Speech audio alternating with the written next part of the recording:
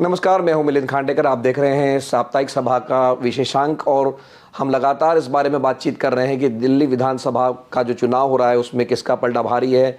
आप जानते हैं कि बुधवार 5 फरवरी को मतदान होने वाला है और शनिवार 8 फरवरी को रिजल्ट्स आएंगे। तो दिल्ली विधानसभा चुनाव पर बात करने के लिए मेरे साथ जुड़ रही है प्रीति चौधरी, जो कि इंडिया टुडे की एग्जीक्यूटिव एडिटर है। और प्रीति के बारे में ख़ास बात ये मैं बता दूं कि स्कूटर पर, मोटरसाइकिल पर घूम घूम कर उन्होंने दिल्ली का कोना कोना छाना है। तो प्रीति से हम जानेंगे कि दिल्ली का मूड क्या है। प्रीति, बहुत बहुत स्वागत है आपका। थैंक यू मिलिंद जी। तो प्रीति, सबसे पहले तो यही है कि आपकी एक क्लिप वायरल हो गई, खास करके बीजेपी की तरफ से, जिसमें ये कहते हुए बताया जा रहा है, आपका जो लल्लन टॉप का शो था नेता नगरी, उसमें आपने ये कहा कि, या कम से कम उसका प्रचार हो रहा है कि मनीष सिसोदिया और अरविंद केजरीवाल दोनों जो है चुनाव हार सकते हैं। इस तरह की बात आपने कही है। तो पहले तो हम उसी से शुरू कर लेते हैं कि क्या दो बड़े जो चेहरे हैं आम आदमी पार्टी के, ये क्या चुनाव हार सकते हैं या क्या ये मुश्किल में है? मिलन जी, एक तो थैंक यू, आपने ये क्वेश्चन पूछा क्योंकि सोशल मीडिया का जमाना है। कोई भी क्लिप चल जाती है कि ये देखिए, ये कह रहे हैं कि ये हार रहा है, ये कवर कर चुकी है पार्टी को, इनका इंटरव्यू भी ले चुकी है। तो बहुत शुक्रिया कि आपने ये सवाल पूछा क्योंकि ये क्लैरिफाई करने का मौका मिलता है। देखिए, अगर आप इन दो सीट की बात करें, क्योंकि ये बहुत हाई प्रोफाइल सीट है और बोथ नई दिल्ली और जंगपुरा, जैसे इसका अनुवाद इसका लगाया जा रहा है, जो मैंने बहुत लंबी बात की थी हमारे जो लल्लन टॉप शो में है, उसमें ये दो जगह, एक लाइन पहले बोली गई थी, दूसरी लाइन बाद में बोली गई थी। इन दोनों लाइन को इकट्ठा कर कर जोड़ दिया है और इसका बेसिकली इंटरप्रेट किया जा रहा है कि ये दोनों सीट आम आदमी पार्टी हारी। देखिए, मैंने ऐसा कुछ नहीं कहा था। मैंने जो कहा था, जो दिक्कतें हर पार्टी को आती हैं और जो चैलेंजेस हैं वो हर पार्टी के पास होते हैं। इस बार जो आम आदमी पार्टी है, मिलन जी, मुझे लगता है कि चुनाव बहुत फ्रंट पे लड़ रही है और ये दो सीट पार्टी के लिए बहुत महत्वपूर्ण है लड़ने के लिए, क्योंकि ये पूरा चुनाव अरविंद केजरीवाल जी के फेस पर है। ये एक जनमत चुनाव है, उनके हक में या उनके अगेंस्ट एक रेफरेंडम चुनाव है। तो जाहिर है कि उनकी जो सीट है वो बहुत ज्यादा उभर के आई है और उस पर बहुत ज्यादा फोकस है। जो दूसरी सीट है जंगपुरा की, पटपरगंज छोड़कर मनीष सिसोदिया इस सीट पे आए थे। ये दोनों सवाल मैंने अरविंद केजरीवाल जी और मनीष सिसोदिया जी से करे थे जब हमने आज तक और इंडिया टुडे पे उनका इंटरव्यू करा था, और यही सवाल किए थे कि ये दोनों सीटें फंस रही हैं, आप बताइए। अब देखिए, उनका तो कहना था कि ये 8 फरवरी को इसका जवाब मिलेगा। बहुत सारे जो मेरे सहयोगी पत्रकार हैं, मैं भी इन दोनों कॉन्स्टिट्यूएंसीज पे गई हूँ। आपको भी पता है कि एक नई दिल्ली एक प्रेस्टीज वॉर हो गई है बीजेपी के लिए। अब मैंने उस वीडियो में जो बोला था कि जो बीजेपी का इसमें है, जो बीजेपी पुश कर रही है, वो चाह रही है कि अगर दिल्ली ना जीते तो एक नंदीग्राम कर दें दिल्ली में, के जैसे ममता जी वेस्ट बंगाल में वेस्ट बंगाल जीत गई थी पर दिल्ली पर नंदीग्राम हार गई थी, तो कुछ वैसा यहाँ पर हो जाए। और वो एक बहुत ज्यादा पुश है। अगर आप देखें, पूरे दिल्ली की लड़ाई इस सीट पर सिमटी हुई है, क्योंकि हर दिन एक बहुत हाई ऑक्टेन, अगर मैं अंग्रेजी में कहूँ, it's a election on steroid, वहां पे लड़ा जा रहा है। बहुत छोटा है।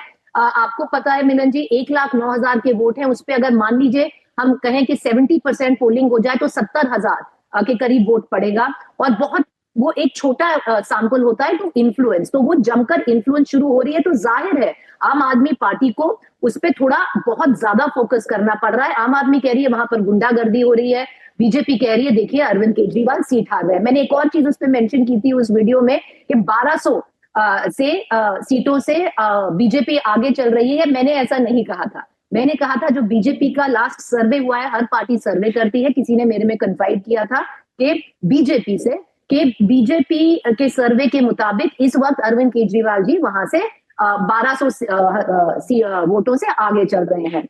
और आम आदमी पार्टी भी बहुत सारे सर्वे करती है, तो उनके हिसाब से पहले 6%, अब 10% से अरविंद केजरीवाल आगे चल रहे हैं। मैंने ये बहुत विस्तार में बोला था। Thank you for clarifying. और जो दूसरी सीट है, जो जंगपुरा की सीट है, आसान सीट नहीं है, पर मनीष सिसोदिया के लिए पटपड़गंज भी आसान नहीं थी। मिलन जी, आपको भी पता है 4 बज गए थे पिछली बार, 2020 की बात करें, और भारी बहुमत से आम आदमी पार्टी जीत गई थी। पर 4:30 बजे के पहले अरविंद केजरीवाल बाहर नहीं आए थे जीत का अनाउंसमेंट करने, जब तक मनीष सिसोदिया की सीट नहीं डिक्लेयर हुई थी। 3,000 से थोड़ा सा ही ज्यादा वोटों से वो जीते थे 2020। तो इस बार टाइट है मामला, क्योंकि उनके खिलाफ जो पहले कांग्रेस के वहां पे 3 बार एमएलए रह चुके हैं मारवा, अगर वो उनका पर्सनल वोट भी बहुत है। लाजपत नगर जो मिडिल क्लास कॉलोनीज है, हम उसकी बहुत बात कर चुके हैं मिडिल क्लास की, क्या वो थोड़ा शेक कर रही है? वो एरिया जो बहुत स्ट्रॉन्ग होल्ड है मारवा का, वहां पर थोड़े वीक लग रहे हैं मनीष सिसोदिया। पर जो बाकी एरियाज है, जो मान लीजिए जो जहां पर झुग्गी बेल्ट है उनकी, निजामुद्दीन मान लीजिए, जो तामिल वोट है वहां मान लीजिए, जो स्लम क्लस्टर्स है वहां पर काफी स्ट्रॉन्ग है अभी मनीष सिसोदिया। तो टक्कर की लड़ाई है, कोई भी निकल सकता है। तो ये तो खैर आपने नई दिल्ली और के बारे में बता दिया, मनीष सिसोदिया के बारे में बता दिया, लेकिन लोगों की रुचि पूरी दिल्ली की तस्वीर में है। और दिल्ली में जिस पर लोगों की नज़र है वो है महिला वोटरों पर, दलितों पर और मुस्लिम वोटरों पर, जो कि अरविंद केजरीवाल का एक तरह से वोट बैंक कह सकते हैं, या उनका बड़ा समर्थन उनको अब तक मिलता रहा है। तो बारी बारी से आपसे बात कर लेते हैं कि आपको क्या लगता है कि अब तक जो सर्वे भी हमने देखे उसमें यह है कि महिला वोटरों में तो लीड बनी हुई है आम आदमी पार्टी की, लेकिन पुरुषों में टक्कर है। तो क्या ये महिलाओं में जो लीड है वो आपको क्या लग रहा है? आप तो पिछले 10 सालों से ट्रैक कर रही है आम आदमी पार्टी और हर चुनाव को, तो आपको क्या लग रहा है कि ये महिलाओं की लीड बनी हुई है या घटेगी, और इसका क्या परिणाम होगा पूरे चुनाव पर?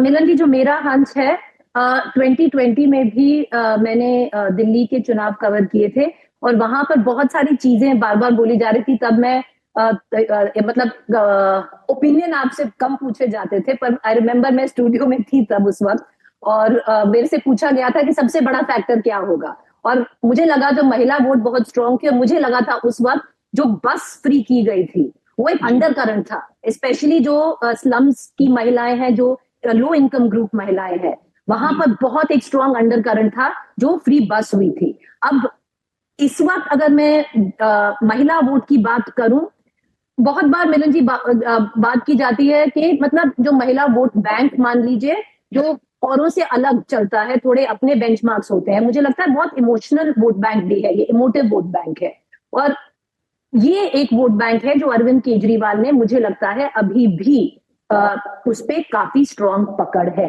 अगर आप किसी भी बस में जाइए, किसी बस स्टॉप पे जाइए, आप 10 महिलाओं से बात करेंगे, आपको 6 महिलाएं और 6 से 7 महिलाएं आपको मिलेंगी जो कहेंगी कि इस बार वोट अरविंद केजरीवाल जी को, ये हमारा बजट बचा, उन्हीं को लेके आना है, बजट बचाते हैं। और ये वही महिलाएं हैं जो एटलीस्ट मुझे भी मिली हैं काफी, कि उनमें से 50% ऐसी महिलाएं हैं जो बोलती हैं कि हमने मोदी जी को वोट दिया है 24 में, हम मोदी जी के बहुत बड़े फैन हैं, पर हम राज्य स्तर पर अरविंद केजरीवाल के फैन है। तो ये इसमें एक बहुत बड़ा स्तर ये भी आता है जिसकी हम बात कहते हैं, जो फ्लोटिंग वोट है, महिलाओं में जो फ्लोटिंग वोट है, जो नरेंद्र मोदी को वोट करते हैं 24, पर वही महिलाएं जमकर अरविंद केजरीवाल को वोट करती है। मेरे हिसाब से जो 2100 रुपीज का जो वायदा किया गया है, जो डायरेक्ट कैश ट्रांसफर है, वो एक फैक्टर है। बस सर्विस, जो फ्री बस सर्विस है, अभी तक बहुत बड़ा फैक्टर है। और एक रीजन है मिलन जी, एक सटल मैसेजिंग होती है पॉलिटिक्स में कि क्यों बार बार आपको फोन पे आ रहे होंगे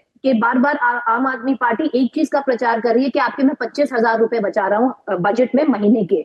अब क्लीशेज होते हैं कि महिलाएं बजट बहुत देख के चलती हैं महीने का, तो वो एक टच किया है कॉर्ड कि बिजली के बचा देते हैं, पानी के, स्कूल के, अभी 2100 और दे देंगे, और ये जो फ्री बस राइड है। तो काफी स्तर तक महिला वोट बैंक स्वे नहीं हुआ है। अगर आप उनसे बात करें कि देखिए शीश महल हो गया, करप्शन चार्जेस हो गए, कितना इम्पैक्ट करेगा, ये आपको मेल वोटर्स में ज्यादा रिफ्लेक्ट करेगा, और जो आपको विमेन वोटर्स है उसमें कम रिफ्लेक्ट करेगा। स्कूल भी बहुत बड़ा फैक्टर है इसमें मिलन जी, क्योंकि उनके बच्चे स्कूल जाते हैं। मोस्टली महिलाओं को थोड़ा आइडिया रहता है कि स्कूल ठीक चल रहा है नहीं चल रहा है, तो वो भी एक बहुत बड़ा फैक्टर है। और जैसे आप इसमें भी, क्योंकि बहुत कह के चलते हैं कि एक महिला वोट बैंक, अगर मैं अंग्रेजी में बोलूं, एक मोनोलिथ वोट बैंक है, पूरा इकट्ठा ही चलता है, वैसा नहीं है। जहां क्रैक्स आए हैं और आए हैं, वो है मिडिल क्लास जो वोट है, और वो आपको दिख रहा है, क्योंकि वो जो मिडिल क्लास में भी अगर आप उन महिलाओं से बात करेंगे, वो आपको बताएंगे कि देखिए इस बार नहीं चाहिए, इस बार चेंज चाहिए। पर अधिकतर महिलाएं, अगर जैसे मैंने बोला, 10 में से 6-7 महिलाएं आपको मिलेंगी जो साफ कहेंगी कि इस बार भी अरविंद केजरीवाल जी को लाना है। तो जो दो और समुदाय जिनकी हमने बात की, जैसे महिलाओं के बारे में आपने बताया कि यहाँ क्लियरली एडवांटेज आपको नज़र आ रहा है आम आदमी पार्टी के लिए। लोग, महिलाएं जो है 10 में से 6 महिलाएं कह रही है कि वो केजरीवाल के साथ है। लेकिन दलित और मुस्लिम वोट, इस पर कांग्रेस भी इस बार दावेदार हो गई है। और ऐसा लगा था पहले कि कांग्रेस चुनाव नहीं लड़ेगी, लेकिन फिर जिस तरह से राहुल गांधी ने, प्रियंका गांधी ने पिछले 4-5 दिनों में प्रचार किया है, तो ये जो दो समुदाय हैं, इसमें आपको क्या लगता है कि क्या ये वोट केजरीवाल से छिटक सकता है मुसलमानों के बीच में और दलितों के बीच में? क्योंकि राहुल गांधी बार बार कह रहे हैं कि केजरीवाल और मोदी में कोई अंतर नहीं, दोनों आरक्षण के विरोधी है, दोनों जो है मुसलमानों को नहीं बचाते हैं, इस तरह के जो आरोप लगा रहे हैं राहुल गांधी। तो क्या इसका कहीं ना कहीं दलित और मुस्लिम जो वोट इकट्ठा करते थे आम आदमी पार्टी को, उसमें नुकसान हो सकता है इस बार? मिलन जी, पहले अगर आप मुस्लिम वोट्स की बात करें तो देखिए अबाउट 12.6% है जो मुस्लिम पॉपुलेशन है दिल्ली की। और वो अगर हम इम्पैक्ट माने, जो डायरेक्ट 70 सीटों में से इम्पैक्ट करता है, 10 से ज्यादा सीट नहीं है जहां पर मुसलमान का वोट भारी पड़ सकता है। मतलब जहां पे 20% के ज्यादा है। कोई कोई सीट जहां पे राहुल गांधी ने पहली रैली की थी, सीलमपुर, वहां पर 50% के ऊपर मुसलमान का वोट है। तो 24 के बाद नहीं, देखिए मेरे मैं अगर इसको ऐसे लूं, 2020 का जो पोलराइजेशन हुआ था, क्योंकि हम सब जानते हैं वो कम्युनली बहुत पोलराइजिंग चुनाव था। अरविंद केजरीवाल ने जैसे ओथ ली, उसके 3 दिन के बाद दिल्ली में दंगे हो गए थे। वो जो कम्युनल पोलराइजेशन 2020 का है, उसका जो इम्पैक्ट है, उसका जो बेनिफिट मान लीजिए पॉलिटिकली, अगर मैं इसको इंटरप्रेट करूं, वो बीजेपी को इस बार मिल सकता है। पर कितना मिलेगा वो सवाल है।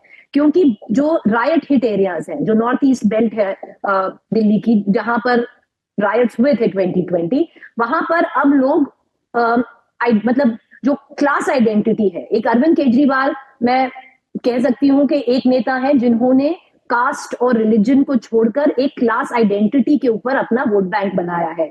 ये एक क्षेत्र है जहां पर वो class identity, religious identity, cast identity सब अभी साइड पर है, और उसमें से सिर्फ रिलीजियस आइडेंटिटी उभर के बाहर आई है। वहां के अगर आप मुसलमान की बात करें, और जैसे अगर मैं आपको सीट करावल नगर की बात करें, मुस्तफाबाद की बात करें, गांधी नगर तक की बात करें, आप गोंडा की बात करें, ये वाली जो सीट्स हैं जहां पर काफी सारे मतलब राइट्स बहुत हुए थे, वहां के अगर आप मुसलमानों से बात करें, क्योंकि मैं मुसलमानों की बात कर रही हूँ, वहां पर एक सेंस है कि देखिए दंगों के बाद हमसे कौन मिलने आया? कांग्रेस मिलने आई।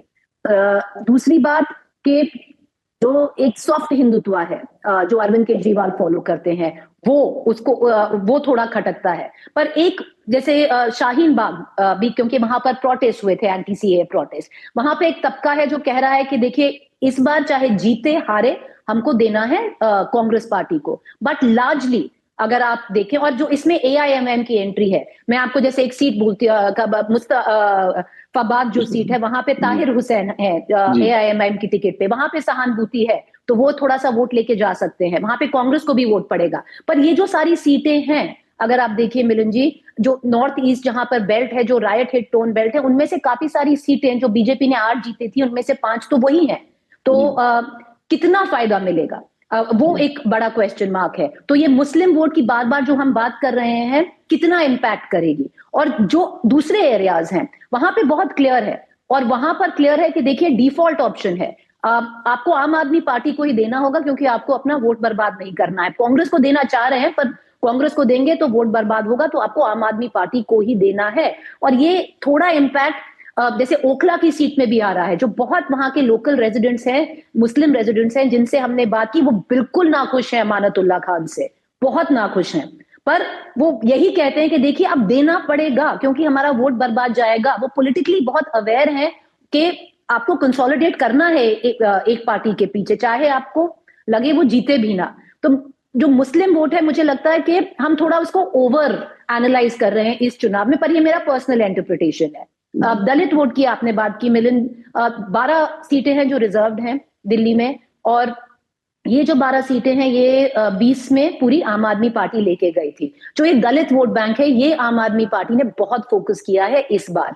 कांग्रेस का ये ट्रेडिशनल वोट बैंक मान लीजिए, पर ये जा रहा है कि नहीं जा रहा है, क्योंकि जो दलित वोट बैंक है उसमें से बहुत सारी महिलाओं से हमने बात की, क्योंकि मतलब क्या कहें, यहाँ पे ना वो एंटिटीज मर्ज हो जाती हैं कहीं कभी कभार। तो जो अब महिलाएं से आपने बात की, और यहाँ पे जो महिलाएं हैं वो कहती हैं बहुत क्लियरली कि अब फर्क नहीं पड़ता है जो आपको सुविधा मिल रही है वो मिल रही है, और इसीलिए आपका एक चॉइस है। और इसमें यहां पर एक और भी फैक्टर है मिलिंद जी, जब जैसे बीजेपी बार बार शीश महल की बात कर रही है, बार बार जो करप्शन चार्जेस हैं, जो शराब घोटाले के बारे में बात कर रहे हैं, वहां पर ये मैटर एटलीस्ट इस वोट बैंक में मैटर नहीं कर रहा है, क्योंकि जो बेसिक बिजली पानी सीवर के मुद्दे ज्यादा हैं, जो फ्रीबीज मान लीजिए, रेवड़ी मान लीजिए, जो भी मान लीजिए, यहां पर वो थोड़ा ज्यादा चल रहा है। तो ये जो अभी तक तो मुझे नहीं लगता कि ये कांग्रेस की तरफ जा रहा है, क्योंकि उनको लग नहीं रहा कि कांग्रेस क्या ऑफर कर सकती है इस बार दिल्ली में। तो मतलब, और हम बहुत बार जैसे दिल्ली में बहुत अगर मैं थोड़ा सा इंग्लिश में इसको बोलूं, जब पोलराइजेशन का शब्द हम इस्तेमाल करते हैं तो हम ऑटोमेटिकली समझ जाते हैं कि ये हिंदू मुस्लिम पोलराइजेशन है। मुझे लगता है दिल्ली एक सिटी स्टेट ऐसा है जहां पर पोलराइजेशन अगर होता है तो वो एक्चुअली जिस मिडिल क्लास की हम बात करते हैं और जो लोअर इनकम ग्रुप है उसकी बात करते हैं, वो इसीलिए होता है क्योंकि बहुत सारे लोग हमको इस बार मिले हैं। तो मिडिल क्लास एक प्रॉब्लम है आम आदमी पार्टी के लिए। एक रीजन था जब बार बार अरविंद केजरीवाल ने मिडिल क्लास की बात की थी, बजट के पहले भी बात की थी, क्योंकि एक वरी है आम आदमी पार्टी के लिए मिडिल क्लास की। क्योंकि अगर आप देख लें कि 53% 2020 में इसी मिडिल क्लास ने वोट किया था अरविंद केजरीवाल को। पर अगर एक ये पोलराइजेशन होती है मिडिल क्लास की, और बार बार आपको सुनने में आता है मुफ्त रेबड़ी, मुफ्तखोरी, ये चीजें काफी सुनने में आती हैं, तो इसका एक काउंटर पोलराइजेशन होता है लो इनकम ग्रुप्स में, क्योंकि उनको इसकी जरूरत है। तो मुझे लगता है दिल्ली में ये पोलराइजेशन ज्यादा है, कम्युनल पोलराइजेशन थोड़ा कम है। तो आखिर में प्रीति, वैसे तो आपने सारा एक्सप्लेन कर दिया कि दलित वोट कहाँ जा सकते हैं, मुस्लिम वोट कहाँ जा सकते हैं, महिलाएं भी आम आदमी पार्टी के साथ में हैं। लेकिन अगर आपको कोई टेक लेना हो, और ये बहुत रिस्की है क्योंकि हम सब लोग महाराष्ट्र में, हरियाणा में, सब जगह हम चूक चुके हैं, तो आपको क्या लगता है कि दिल्ली में क्या हो सकता है जब शनिवार को नतीजे आएंगे? मिलन जी देखिए, क्योंकि एक्चुअली आपने बिल्कुल सही कहा, हरियाणा महाराष्ट्र के बाद थोड़ा आपको मतलब अपने आप को भी थोड़ा रेन इन करना चाहिए before you give a take. मुझे लगता है अगर फ्री और फेयर इलेक्शंस हुए दिल्ली में, तो जो बड़ा सवाल वो तो यही होगा कि विपक्ष कितना मजबूत होगा, मतलब कितना आगे तक जा सकता है। मुझे लगता है कि अगर पोल पोजीशन में नहीं कहूंगी, पर अगर एक स्ट्रांग पोजीशन में है, मुझे लगता है आम आदमी पार्टी है। मतलब पर एक बहुत बड़ा इसमें इफ और बट मान लीजिए कि गेन आपको क्लियरली दिख रहा है, जो बीजेपी के हक में दिख रहा है। अब वो कितना गेन है वो देखना पड़ेगा। बहुत बहुत धन्यवाद प्रीति इस बातचीत के लिए। तो हमारे साथ जुड़ी थी इंडिया टुडे की एग्जीक्यूटिव एडिटर प्रीति चौधरी, जिन्होंने कि मैंने जैसे कहा पूरी दिल्ली की सैर की है, अलग अलग तबकों से बात की है, और उनका ये कहना है कि महिला वोटर अभी भी अरविंद केजरीवाल के साथ मजबूती से खड़ा हुआ दिखाई दे रहा है। दलित और मुस्लिम वोटरों में भी कोई ज़्यादा सेंध नहीं लग रही, बावजूद इसके कि कांग्रेस भी इस बार मैदान में है। और आखिर में बहुत ही बचते बचाते उनका ये कहना है कि आम आदमी पार्टी स्ट्रांग पोजीशन में है, बीजेपी गेन कर रही है, लेकिन कितना करेगी ये हमें 8 फरवरी को ही पता चलेगा। एक बार फिर से प्रीति इस बातचीत के लिए आपका बहुत बहुत धन्यवाद। नमस्कार।